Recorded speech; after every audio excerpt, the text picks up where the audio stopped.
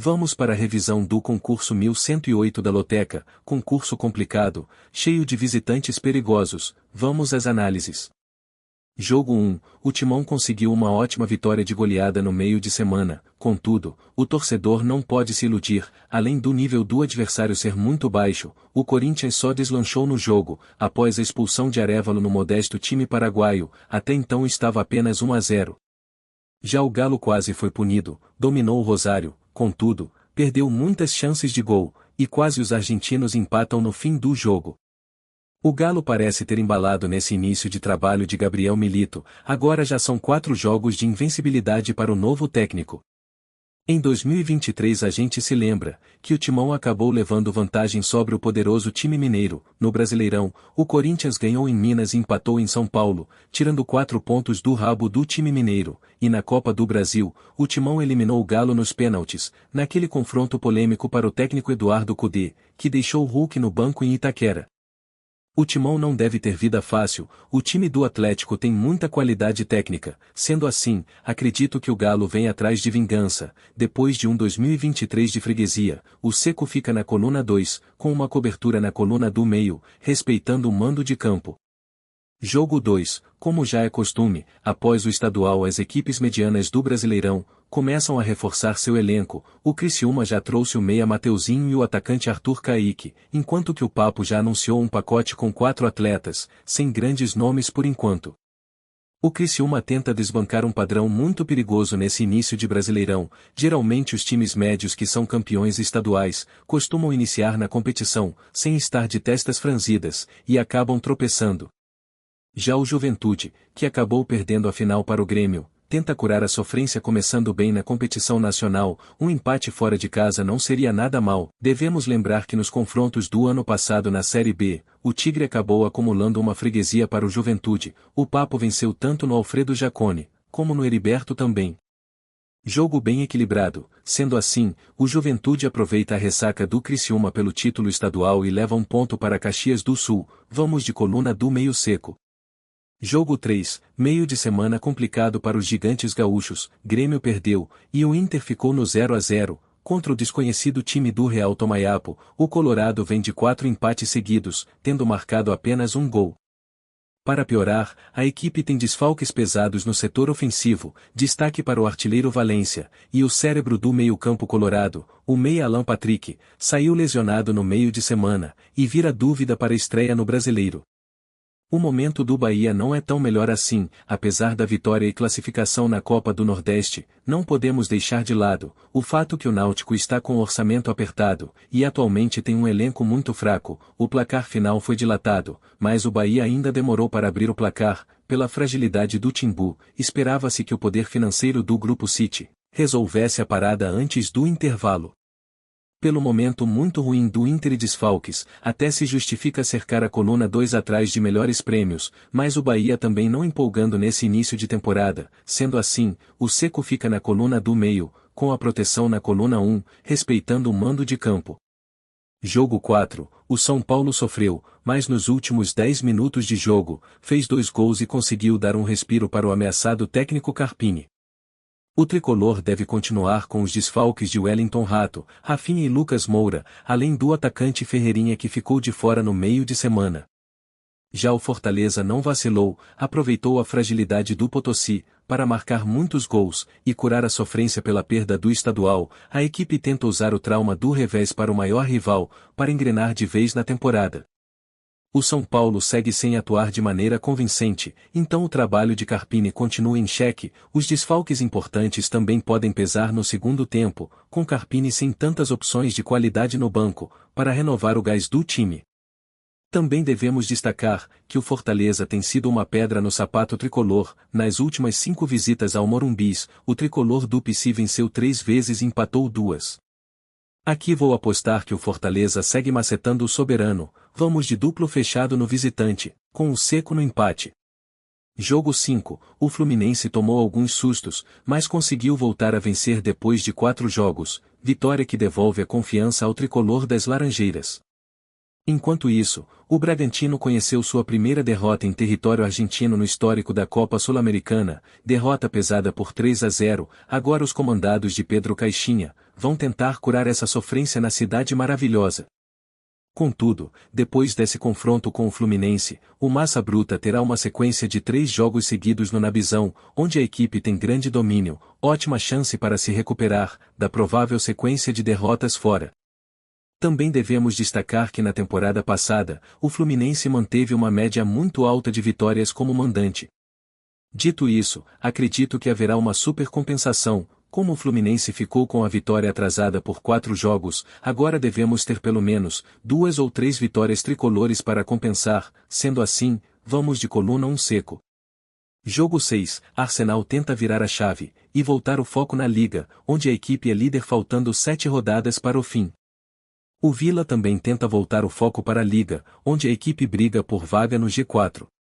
O jogo apresenta um certo risco para o grande favorito Arsenal, pelo fato da equipe estar com uma espécie de síndrome de Robin Hood, ainda não perdeu pontos para nenhum ricão do Big Six, assim como o lendário herói inglês que tirava dos ricos para dar aos pobres. O Arsenal também tem feito isso na competição. Um dos beneficiados foi esse mesmo Villa, que venceu os Gunners no confronto do primeiro turno. Se por um lado é difícil para o Arsenal ter que virar a chave rapidamente e se concentrar na Liga novamente, onde a equipe ocupa a liderança na tabela, sabendo que no próximo meio de semana poderá conquistar uma desejada vaga na Liga dos Campeões. Por outro lado, as coisas não são tão diferentes assim para o Aston Villa. Nessa quinta a equipe começa a disputar uma vaga na semifinal da Liga Conferência, diante do Lille da França. Com um adendo, o Arsenal terá um dia a mais de descanso, já que entrou em campo ontem. Sendo assim, vamos apoiar o Arsenal mais descansado, para vingar a derrota do primeiro turno, e manter a liderança na competição. Vamos de coluna 1 seco. Jogo 7, aqui parece bem claro a estratégia da Caixa, ao escolher esse confronto a dedo, para colocar na grade desse concurso.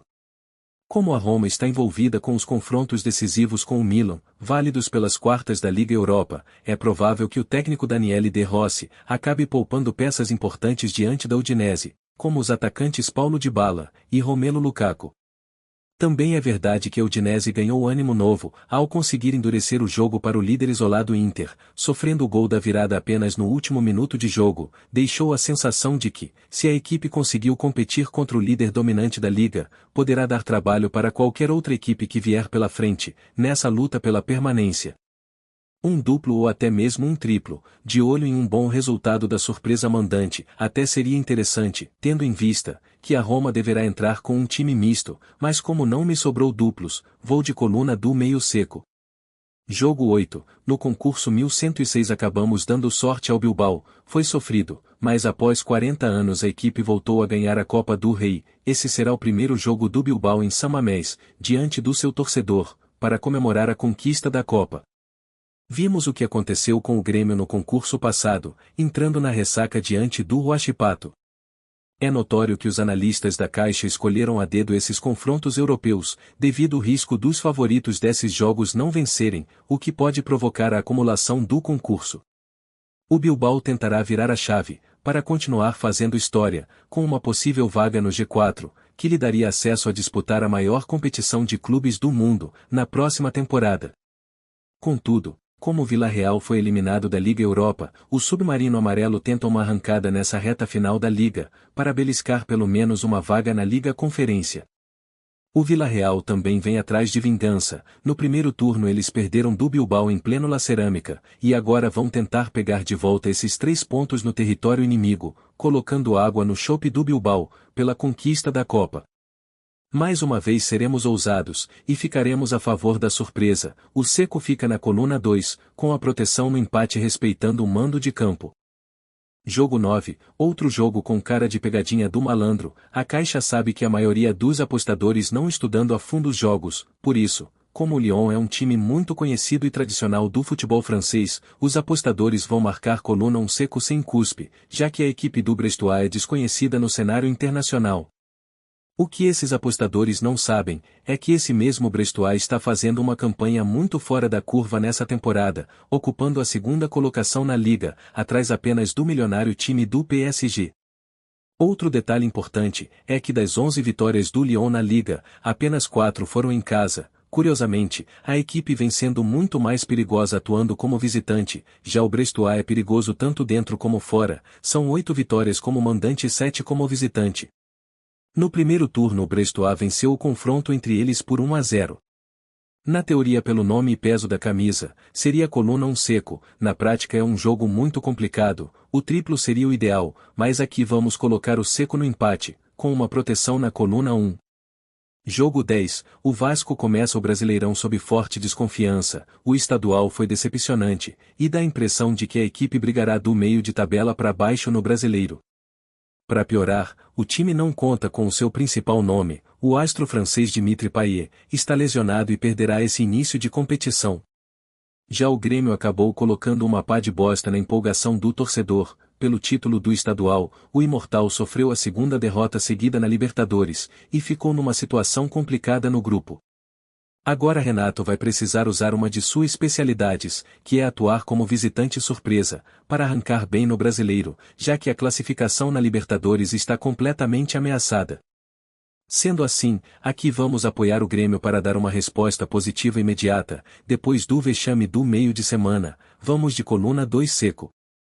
Jogo 11, o Cuiabá aparece como o maior candidato para ser a vítima desse ano, da maldição da Copa Sul-Americana. Essas equipes medianas possuem um elenco bem enxuto, o time titular já não tem um nível técnico alto, e as peças no banco de reservas são ainda mais limitadas, por isso acaba se tornando um problema um calendário tão cheio de jogos.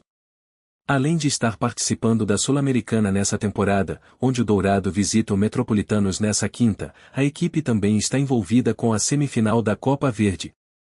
As vítimas mais recentes da maldição da Sul-Americana foram o Atlético Goianiense que chegou na semifinal com o São Paulo, e acabou sendo rebaixado no Brasileiro, junto dele o Ceará, que chegou até as quartas, e também desceu para a Série B. No ano passado, tivemos o América Mineiro, que chegou nas quartas da competição continental, e amargou a lanterna do Brasileiro.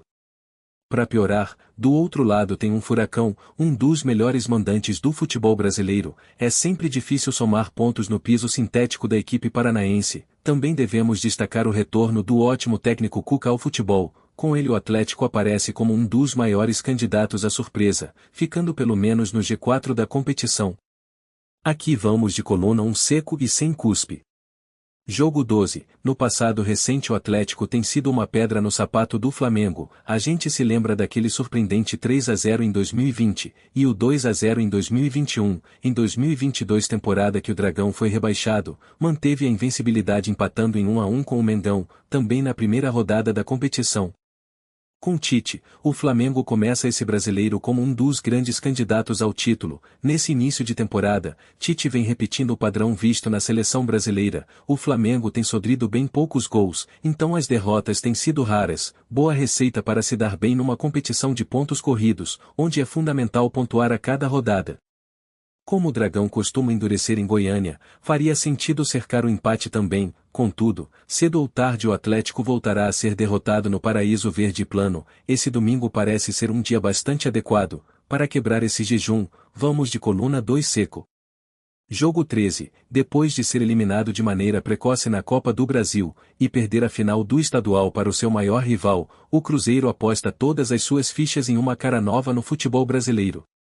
O técnico Fernando Seabra conquistou o estadual e a Copa do Brasil Sub-20 temporada passada, além de ter levado a Raposa até a final da Copinha, ficando com o vice. É um tiro no escuro, tanto pode dar super certo, e ele virar a nova sensação do futebol brasileiro, como a falta de experiência, também pode levá-lo a uma curta passagem pelo profissional, já que ele não teria nome suficiente para suportar uma sequência de 3 ou 4 derrotas seguidas. Já o Botafogo tenta ativar o modo Brasileirão novamente. A gente se lembra que no início da temporada passada, o time vinha campengando, não se classificou para a fase decisiva do estadual. Na Copa do Brasil, o time teve que buscar o empate de 1-1, aos 55 do segundo tempo diante do Sergipe, conseguindo a classificação no sufoco. Na Sul-Americana mesmo com um homem a mais, a equipe cedeu o empate de 2-2 contra o modesto Magalhães na estreia. Tudo isso já tinha acabado com a paciência de boa parte da torcida, que aclamava pela demissão do técnico Luiz Castro. Contudo, o brasileiro chegou, e a equipe jogou cada jogo do primeiro turno, como se fosse final de Copa do Mundo, correu muito, se aplicou, nem sempre jogava bem, como no confronto com o Cuiabá na Arena Pantanal, onde o goleiro Lucas Ferri teve que fazer defesas difíceis para garantir os 3 pontos. Novamente nessa temporada, a equipe começa com o freio de mão puxado, novamente fora das finais do estadual, e na Libertadores, tem um confronto complicado hoje com a LDU, na temida altitude de Quito. Se perder, fica em situação complicada no grupo, com 2 derrotas na conta. Será que veremos novamente o elenco do Botafogo fechado e super focado no Brasileirão, até de certo modo se inspirando no Arsenal da Inglaterra, que na temporada passada fez algo parecido com o Botafogo, chegou a abrir muitos pontos na liderança, mas na reta final pipocou e entregou o título para o City? Nessa temporada os Gunners não abaixaram a cabeça, atualmente lideram a Premier League, disputando cabeça a cabeça o título com Liverpool e City. No primeiro momento, irei apoiar Seabra para estrear sem derrotas, o Seco fica na coluna 1, sem abrir mão da proteção no empate, mas é bom ficarmos de olho vivo no Botafogo, para notarmos se irão voltar com aquela correria alucinada do primeiro turno passado. Jogo 14, o grande destaque dos dois lados estão no banco de reservas. Do lado do rubro-negro baiano, o jovem técnico Léo Condé tem a grande chance da sua carreira. Na temporada passada, o Vitória começava a Série B desacreditado, foi comendo pelas beiradas, ficando com o título, deixando para trás muitos favoritos, como a Sensação Sport Recife, Ceará e Atlético Goianiense. Nessa temporada os comandados de Condé repetem a dose, superando o superinvestimento do Grupo City no seu maior rival, e acabou ficando com o título estadual, pelo baixo orçamento. Se Léo Condé conseguir deixar o Leão numa posição tranquila no meio de tabela, com direito à vaga de Sul-Americana, seu bom trabalho vai ficar cada vez mais em destaque, e ele logo deve ganhar sua primeira oportunidade, em algum dos times mais ricos da elite do futebol nacional. Do outro lado Abel Ferreira dispensa comentários, o cara já se tornou uma lenda viva no clube, é um Palmeiras sempre competitivo, duro de ser derrotado, mesmo quando não joga tão bem. Aqui devemos prestar atenção, nas próximas 2 rodadas do Brasileiro, o Verdão joga como mandante, dando a possibilidade de se recuperar na tabela, em caso de tropeço em Salvador. Outro detalhe, como o jogo com o Cuiabá foi adiado, já que o Dourado tem a Copa Verde no calendário, sendo assim, o Vitória só entra em campo novamente no Brasileiro diante do Bahia, que vem muito puto, querendo vingança pela final do estadual.